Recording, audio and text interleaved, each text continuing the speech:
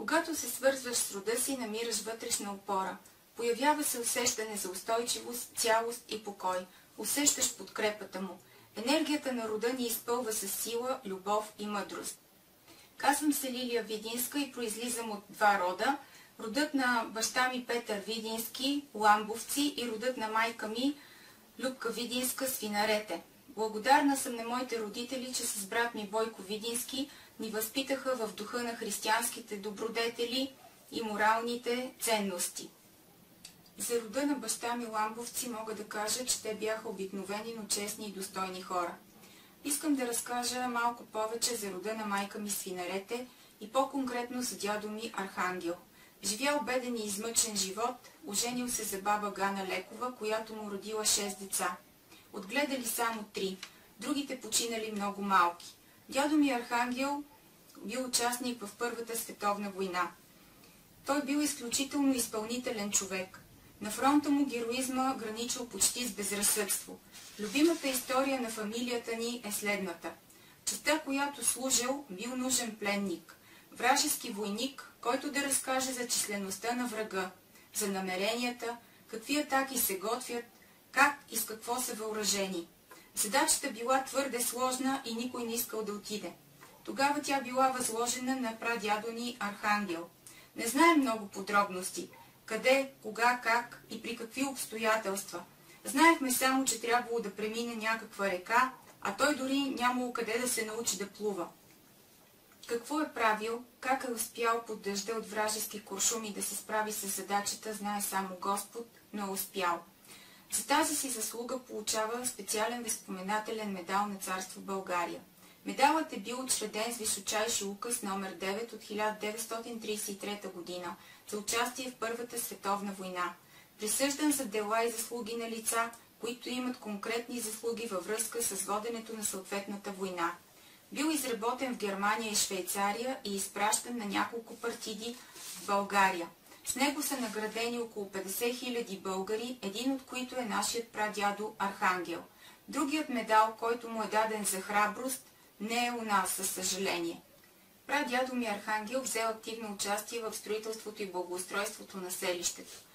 През 60-те години се е прокарвал водопровод от Изримет за гара Бов. В местността Пресека, където живеел, той копал своята част от канала и когато бил почти пред приключване, огромна скална маса се свлича и го затрупва. Събрали се хора, изровили го, закарали го в болница, но той е починал. По-късно представители на местната власт попитали баба ми Гана, като вдовица, с какво и как могат да й помогнат. За себе си нищо не искам, казала тя, но за хората, ако може. Да отбиете водата и в гробището чешма да направим, да може всеки кой както мине, сълзите си да умие и мъката си по-лесно да преглътне. И така чешмата в гробището става факт. И до днес отмива мъката и сълзите и отнася със себе си във вечността стари спомени и вечна слава за хора, живели някога достойно. Светла им памет!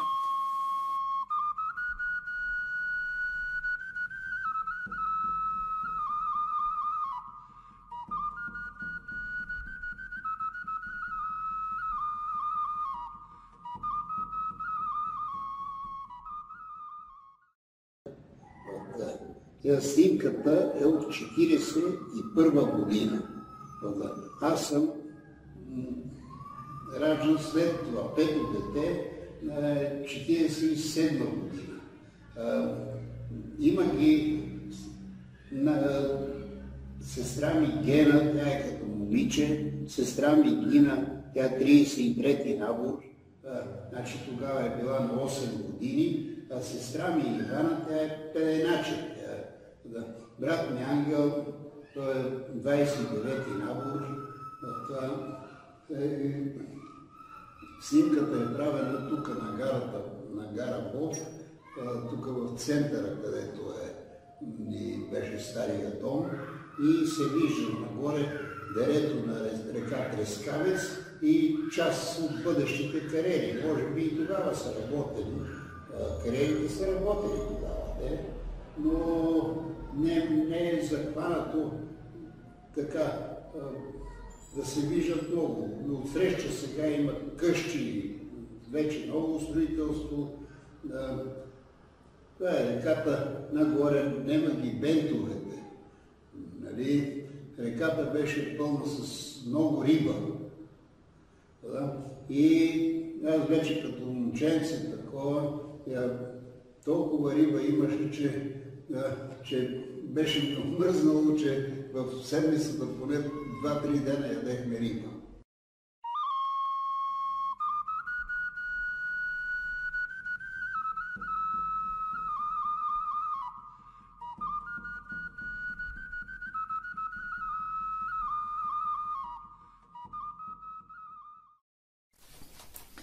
Ще ви разкажа за прадядо ми по майчина линия Петко Кръстев Чорбаджийски, намира се отдясно на снимката. Често са го наричали дядо Пешо. Петко Кръстев е роден през 1876 и починал през 1956 година в село Бов. Произлиза от заможно родолюбиво семейство, по професия бил земеделски стопанин. Участвал е в Балканската, Междусъюзническата и Първата световна война в състава на Втора българска армия, която през Балканската война е щурмувала Одрин. Бил е кавалерист и по-късно артилерист. Награден е с 2 ордена Кръст за храброст и е произведен в чин подофицер. По време на войната е отсъствал от дома си 7 години, като е съхранил много спомени. На първо място за ентусиазма в победните атаки срещу турците, Балканската война и преиначения от бойците възглас от напред на нож в попет на нож.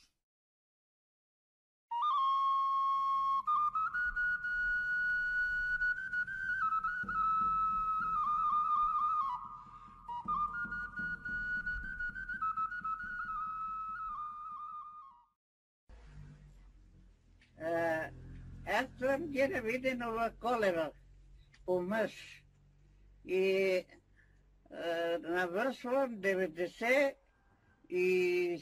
години, без 3 месеци не съм 97 години. Мъжа ми си удумахме тогава на този ден, на Рахавеното ден, на 21-и, да се оженим. И баща ми ме не пускаше да ида в село на събор. И тогава дойде една моя братовчетка, беше женена в Илиянци. И тя й казах каква е работата и тя придума баща ми да ме пусне такова. И аз тогава си облекох 2 рокли, една след друга и си обух обувката си сложих в една турбичка, а си правих предния ден опинки, за пръв път си преправих опинки, некога се правя опинки. На сковата да ходим пеше се до селото, немаше рейсове, немаше коли, немаше всичко пеша се ходеше горе. И като си обух и това, и опинците, и ме пусна, ама баща ми пусна Идина, сестра ми и Ангел. Вика, и те ще идат с теб. И отидехме горе и, на събор, отидехме при една братовчетка там, да седехме, гостувахме и после отидехме в салоно там, събор беше в салон. Сватбата ни беше на 10 декември. И тогава роквията ми шиха в Корило и родата ни беше на свекър ми се става в Корило беше женен. И там ми шиха роквията и от Корило дойда да ме прави тук една братовчетка на булка, да ме направи на булка и вече готови пеша с музиката да идеме в село за Венчавка, нали. И я бех с туристически обувки на сватбата. Но нямаше такова. И като ми служия това валото вече, аз си го правих валото. 1,5 метра куприна и с една игла и с конеца го прегънах от една страна и го набрах така на тъсаната са на къдри и ми служия на главата и това беше валото. И тай откорило братовчетката, като ме беше напудрила с пудрата цялата. И кога да пойдеме, викам, я дай огледалото да се видя каква съм. И като ми даде огледалото и като видех, съм като пепелива мишка. И викам, от тук така не излизам. Рекох, я в флората няма да ида така. И си исках вода, да си плиснах, да си умих очите и се изтрих. Нема червило, нема пудра, нема нищо, каква ме мати родила. И с музиката отидеме в село на венчавката. И като дойдеме после от венчавката тука, и тогава на вратата свекръвата там нещо с масло ми дава, търках на вратата. На ъглите едни я го мажа, они го трият, не знам какво.